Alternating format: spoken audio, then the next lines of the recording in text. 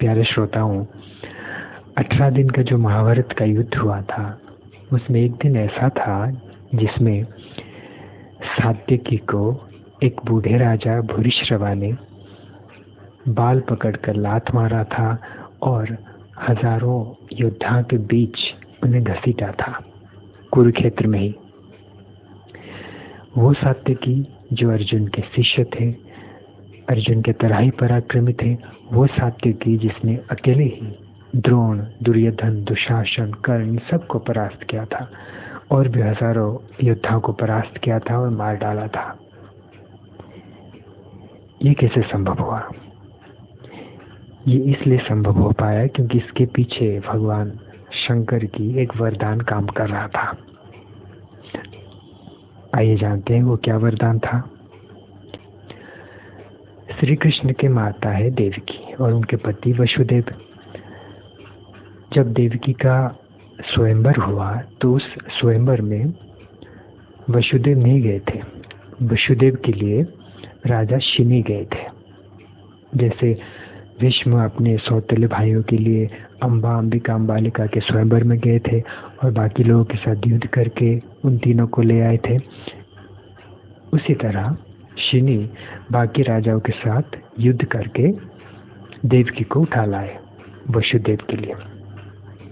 जब उन्होंने देवकी को अपने रथ पे बिठाया तो उन क्षत्रियों के बीच में सोमदत्त नामक एक राजा थे। उन्हें बहुत गुस्सा आया। वो शिनी के साथ युद्ध किए। उन दोनों में आधा दिन तक युद्ध हुआ और आखिर में शिनी सोमदत्त को परास्त कर दिए। उन्होंने सोमदत्त को बाल पकड़कर उन्हें लात मारा और बाकी क्षत्रियों के बीच में उसे मार डालने के लिए तलवार उठाया, लेकिन उनका मन बदल गया। उन्होंने कहा कि जाओ, तुम जीवित रहो, मैं तुम्हें नहीं मारूंगा। ऐसा कहके वो देवकी को ले आए वसुदेव के साथ विवाह करवाने के लिए।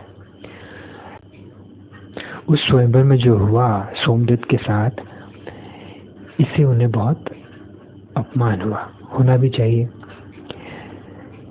तो उन्होंने उस अपमान का बदला लेने के लिए भगवान शंकर का घोर आराधना किया। उनके आराधना से भगवान शंकर बहुत प्रसन्न हुए और वो सोमदत्त से बोले कि मांगो, क्या वर मांगते हो। तब सोमदत्त ने कहा कि मुझे एक ऐसा पुत्र चाहिए जो शिनी के पुत्र को युद्ध क्षेत्र में बाकी राजाओं के बीच लात मारे और घसीटे। तब भगवान शंकर थोड़ा सोचे और बोले, ऐसा नहीं हो सकता, क्योंकि तुमसे पहले मैं शिनी के पुत्र को ये वरदान दे चुका हूँ कि उसे तीनों लोक में कोई मार नहीं सकता। लेकिन तुम्हारी आराधना भी तो निष्फल नहीं होना चाहिए, इसलिए ये चीज शिनी के पोते के साथ हो सकता है। लेकिन याद रखना, शिनी के पोते को तुम्हारा पुत्र मार नहीं सकता, क्योंकि वो भगवान श्री कृष्ण के द्वारा सुरक्षित रहेगा। ऐसा कह के वो चले गए। उसके बाद सोमदत्त को एक पुत्र हुआ जिसका नाम हुआ भूरिश्रवा, और शिनी का वो पोता वो हुआ सात्यकी।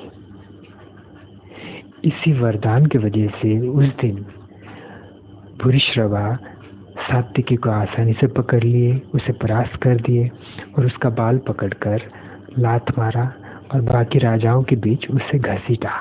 लेकिन वो सात्यकी को मार नहीं पाए थे, जबकि वो मारने के लिए तलवार उठाए थे, लेकिन उसी वक्त अर्जुन ने उनका हाथ काट डाला था।